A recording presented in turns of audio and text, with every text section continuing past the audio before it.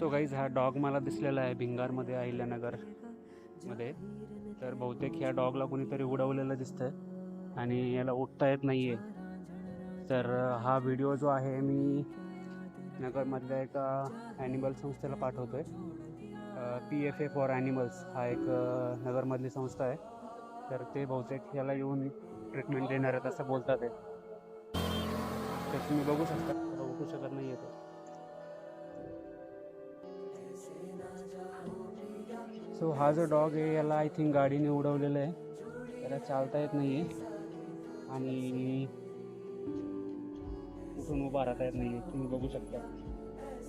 तर याचं लोकेशन जे आहे ते रकुडोबा मंदिराच्या जवळ आहे.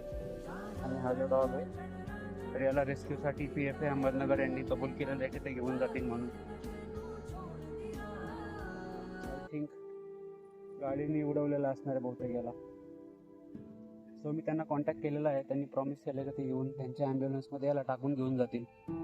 सो होपफुली त्याची ट्रीटमेंट होईल असं आपण होप ठेवूयात.